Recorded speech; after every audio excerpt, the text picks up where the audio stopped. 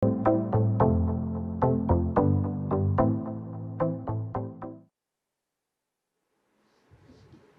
di Insight Ramadan dan kita masih bersama Bazis DKI Jakarta. Dan sekarang jam-jam terasa perut mulai berbunyi.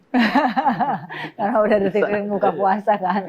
Jadi ini saatnya kita sambil ngabuburit kita bahas mengenai zakat ya. Karena kita tahu bahwa zakat ini adalah sebuah perintah yang wajib dilakukan oleh umat muslim ya. Bahkan tadi Pak Le juga mengatakan anak bayi baru lahir, kalau emang lahir di bulan Ramadan ya udah terkena zakat fitrah. Siapa yang membayarkan? Orang tuanya gitu. Jangan lupa para pegawai ya, yang maksudnya asisten-asisten di rumah tangga juga, kalau mereka memang tidak memiliki kemampuan untuk bayar zakat, maka kita sebagai itu harus membayarkannya juga gitu. Tapi sebenarnya membayarkan gitu kan selain pahala juga manfaatnya banyak juga ya kepada kita ya Pak Ale ya.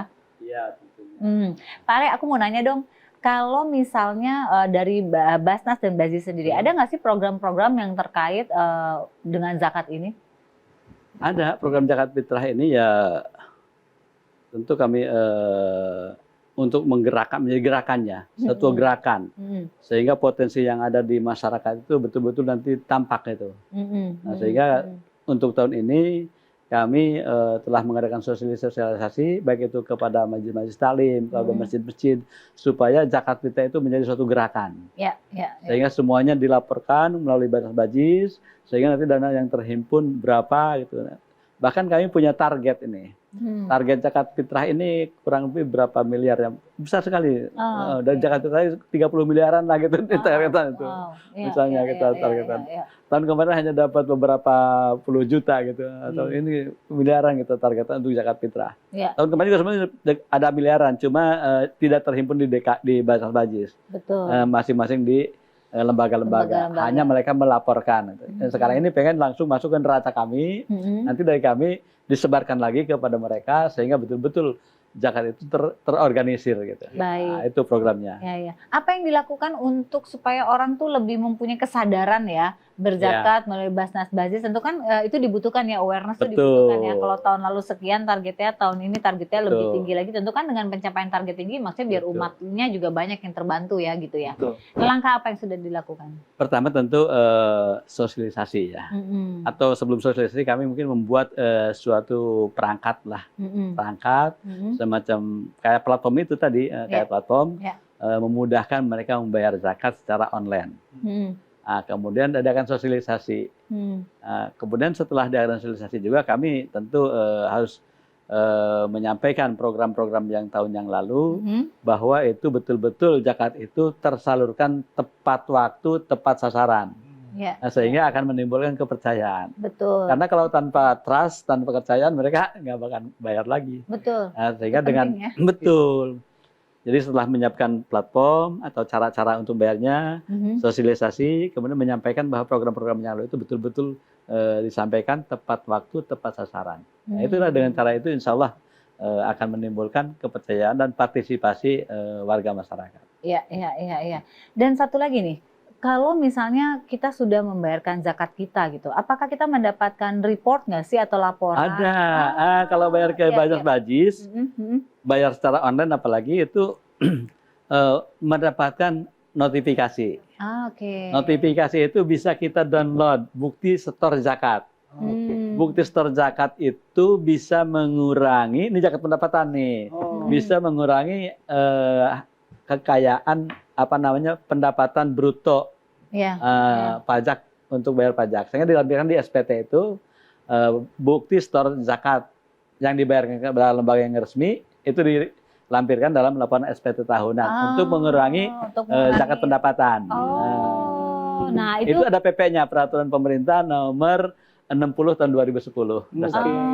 Jadi itu sebenarnya online ya, ketika kita sudah membayarkan zakat pendapatan, bisa mengurangi penghasilan bruto kena pajak. Penghasilan bruto kena pajak ya. Iya. Mas Adi ada yang menanyakan nggak? Ini berarti kalau misalnya bicara tentang zakat penghasilan bisa juga nih Pak ya? Bisa, boleh. Bisa, silakan. Nah, ini sebenarnya kewajiban yang namanya zakat penghasilan itu seperti apa sih Pak? Ada yang bilang begini, dia bilang begitu. Zakat penghasilan itu kan dianalogikan kepada pertanian ya. Petani itu dengan hasil taruhlah 5 kintal seperempat beras, itu sudah wajib dikenakan zakat. Malah kan 5% mereka zakatnya, sampai 10%. Itu kalau 5 kintal seperempat itu berapa beras? Misalnya 1 kilo 10.000 lah. Berarti kan 5,5 juta aja udah. Pendapatan 5,5 juta wajib zakat. 5% lagi zakatnya. Oke.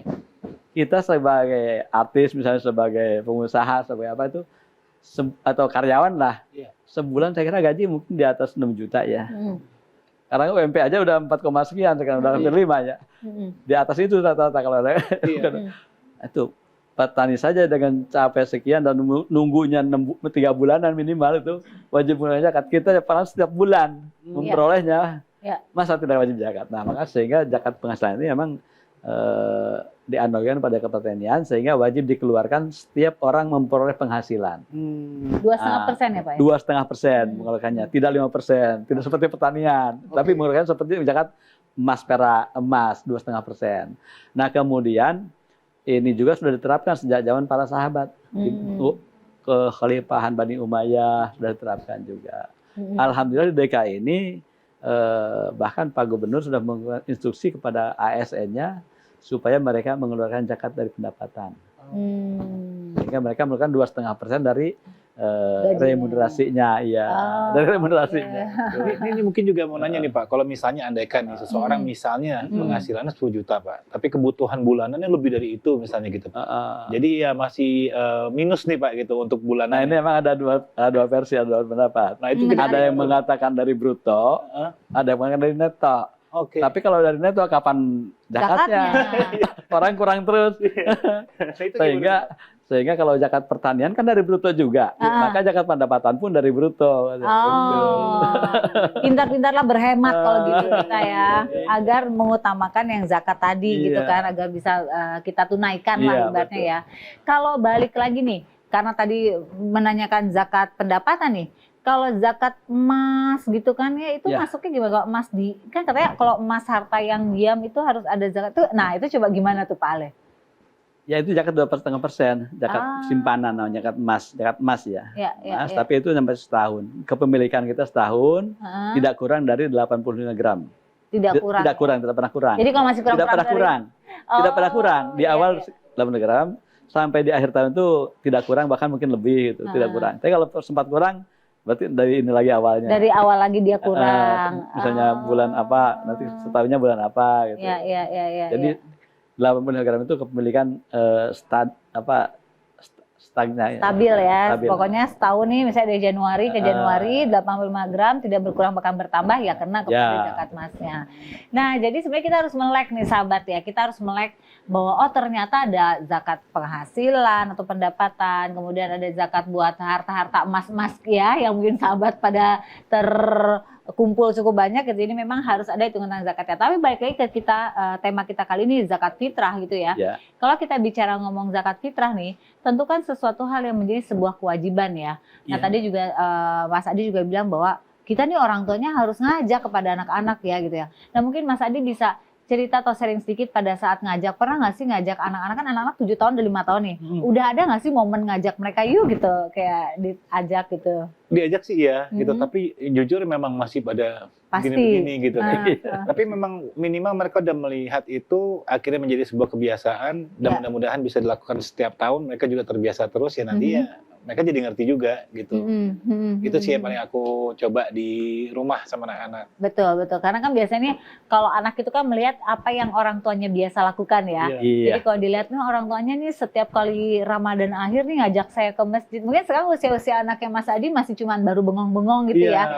Tapi nanti kan pada akhirnya dia mengerti gitu ya makna kenapa pada saat itu dibawa oleh ayahnya ke dalam masjid gitu ya untuk membayar zakat.